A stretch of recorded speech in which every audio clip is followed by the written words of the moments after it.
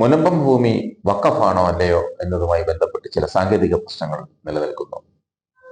കോടതി വിധി, അന്നത്തെ LDF സർക്കാരിന്റെ തീരുമാനം, നിസാർ കമ്മീഷന്റെ കണ്ടെത്തൽ, ഇവയെല്ലാം വഖഫ് ഭൂമിയാണെന്നാണ് പറയുന്നത്.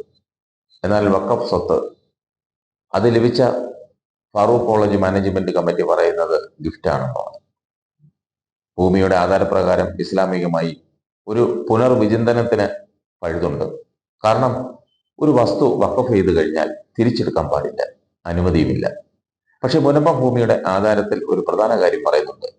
കോളേജിന് നൽകിയ വഖഫ് എന്ന് ആധാരത്തിൽ പറയുന്നുണ്ടെങ്കിലും അത് ഇസ്ലാമികപരമാകാൻ ചില നിബന്ധനകളുണ്ട്. ആധാരത്തിലെ ഒരു വാചകം ഫറൂഖ് കോളേജിന്റെ വിദ്യാഭ്യാസത്തിനല്ലാതെ മറ്റൊരു ആവശ്യങ്ങൾക്കും ഭൂമി ഉപയോഗിക്കാൻ അവകാശമില്ല. വഖഫ് ചെയ്ത വ്യക്തി ഇതിനുശേഷം നൽകിയ വാചകം വളരെ പ്രാധാന്യമുള്ളതാണ്, പ്രസക്തമാണ്. ഏതെങ്കിലും കാലത്ത് കോളേജ് ഇല്ലാതാവുകയും വഖഫ് ചെയ്യപ്പെട്ട സ്വത്തുക്കൾ ശേഷിക്കുകയും ചെയ്താൽ ഈ വസ്തുവകകൾ മടക്കിയെടുക്കാൻ തനിക്കും പിന്തുടർച്ചാവകാശികൾക്കും അധികാരമുണ്ടായിരിക്കും. അതൊരു പ്രധാന വിഷയമാണ്, ഒരു പ്രധാന പോയിന്റാണത്. മറ്റേതെങ്കിലും സ്ഥാപനത്തിന് വഖഫ് സ്വത്ത് ഉപയോഗിക്കാൻ കൊടുക്കണമെന്നല്ല പറയുന്നത്. പക്ഷെ കുടുംബത്തിന് തിരിച്ചെടുക്കാൻ അവകാശമുണ്ടെന്ന നിബന്ധന വെച്ചു കഴിഞ്ഞാൽ ഇസ്ലാമിൽ വഖഫാവില്ല എന്നൊരു പ്രശ്നമുണ്ട്. ഇക്കാര്യത്തിൽ പണ്ഡിതന്മാർ ഒരു ഫത്വ കൊടുക്കേണ്ടതുണ്ട്. ഈ നിബന്ധന ഉള്ളതിനാൽ അത് വഖഫ് അല്ല എന്ന് പണ്ഡിത സഭ ഫത്വ നൽകിയാൽ പ്രശ്നം അവിടെ അവസാനിക്കും. പണം കൊടുത്ത് വാങ്ങിയ ഭൂമിയിൽ അവർക്ക് താമസിക്കാം. അതുകൊണ്ടാണ് പണം കൊടുത്ത് വാങ്ങിയവരെ ഒഴിവാക്കാൻ കഴിയില്ലെന്ന കാര്യം പറയുന്നത്, ആവർത്തിച്ചു പറയുന്നത്. അത് ഈ മുസ്ലിം പണ്ഡിതന്മാരും മുസ്ലിം സംഘടനകളെല്ലാം പറയുന്നു. അതെങ്ങനെ എന്ന് ചോദിക്കുന്നവരോട് ആധാരം നോക്കിയാലും മതിയെന്ന് മാത്രം പറഞ്ഞാൽ മതി. വഖഫ് ചെയ്ത ഒരു ഭൂമി പിന്നീട് അവകാശികൾക്ക് തിരിച്ചു വേണമെന്ന് സാധാരണ പറയാൻ പാടില്ല, പറയത്തുമില്ല. പക്ഷെ ഫറൂഖ് കോളേജ് മാനേജ്മെന്റ് പറയുന്നത് വഖഫ് അല്ല, ദാനം കിട്ടിയ ഭൂമിയാണെന്നാണ്. ഇക്കാര്യത്തിൽ ഇനി തീർപ്പ് കൽപ്പിക്കേണ്ടത് പണ്ഡിതന്മാരാണ്. അതേസമയം കോടതിയും സർക്കാരും നിസാർ കമ്മീഷനും മുനമ്പത്തേത് വഖഫാണെന്ന് പറഞ്ഞു കഴിഞ്ഞു. നാട്ടിലെ നീതിന്യായ സംവിധാനവും സർക്കാരും എല്ലാം അങ്ങനെ പറയുമ്പോൾ ഒറ്റയടിക്ക് വഖഫ് അല്ലെന്ന് പറയാൻ കഴിയില്ല. അതേസമയം ഇസ്ലാമിക ദൃഷ്ടികോണിൽ ചിന്തിച്ചാൽ ഭൂമി തിരിച്ചെടുക്കാമെന്ന ക്ലോസ് വെച്ചതോടുകൂടി അത് വഖഫാണോ എന്നത് പണ്ഡിതന്മാർ മുഖേന പരിശോധിക്കപ്പെടണം. അവരൊറ്റ വാക്ക് പറഞ്ഞാൽ മതി, ഇത് വഖഫ് അല്ലെന്ന്.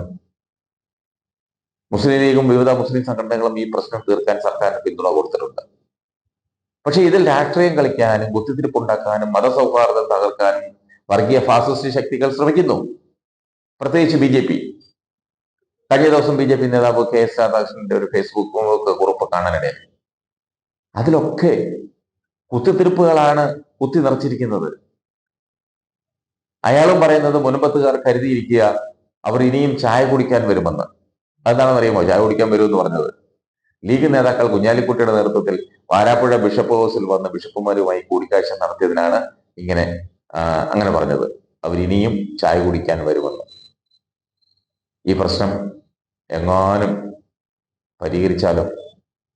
അവരുടെ ഉദ്ദേശം പ്രശ്നം പരിഹരിക്കരുത്, രാഷ്ട്രീയമായി BJPക്ക് അവിടെ നുഴഞ്ഞു കയറണം. നിങ്ങൾക്കറിയാമോ, ഇതുവരെ BJPക്ക് പ്രവേശനമില്ലാത്ത നോ എൻട്രി ബോർഡ് വെച്ചിട്ടുള്ള ഒരേ ഒരു ക്രൈസ്തവ സമൂഹമാണ് ലത്തീൻ സമൂഹം. കുറുക്കന്റെ കണ്ണ് എപ്പോഴും കോഴിക്കോട്ടിലാണല്ലോ. അവരുടെ കണ്ണ് അവിടെ നുഴഞ്ഞു കയറാനാണ്, അവരുടെ വോട്ട് ബാങ്കിലാണ് അവരുടെ കണ്ണ്. അത് കഴിഞ്ഞ പ്രാവശ്യങ്ങളിൽ തിരുവനന്തപുരത്തെ ലോക്സഭാ തെരഞ്ഞെടുപ്പിൽ നമ്മൾ കൃത്യമായി കാണുന്നതാണ്. തീരദേശ വോട്ടുകൾ അത് N ബ്ലോക്കായിട്ട് അത് ഒരിടത്തേക്ക് ഇട്ടു. അത് വിള്ളലുണ്ടാക്കണം, അവർക്ക് അവിടെ നുഴഞ്ഞു കയറണം, BJPക്ക് അവിടെ നുഴഞ്ഞു കയറണം. അതാണ് അവരുടെ മനസ്സിലിരിപ്പും അവരുടെ ശ്രമവും. അതിനുവേണ്ടിയാണല്ലോ BJPയുടെ ന്യൂനപക്ഷ മോർച്ച അവിടെ സമരം കിടക്കുന്നതും അവിടെ ഇല്ലാത്ത ബഹളങ്ങളെല്ലാം ഉണ്ടാക്കുന്നത്. പക്ഷെ പ്രശ്നം പരിഹരിക്കും. മുഖ്യമന്ത്രി അതിനുള്ള ശ്രമം തുടങ്ങിയിട്ടുണ്ട്. സർവകക്ഷി യോഗം വിളിച്ച് അത് തീർക്കും. അത് കോടതിക്ക് പുറത്ത് ധാരണയുണ്ടാക്കി കോടതിയിൽ അത് തീരുമാനം ഉണ്ടാക്കും. അങ്ങനെ അത് പരിഹരിക്കാൻ പറ്റൂ. അത് എത്രയും വേഗം പരിഹരിക്കും. മുനമ്പത്തുകാരോടൊപ്പമാണ് സർക്കാരും ഇവിടുത്തെ മതപണ്ഡിതന്മാരും ഇവിടുത്തെ സമൂഹം മുഴുവൻ.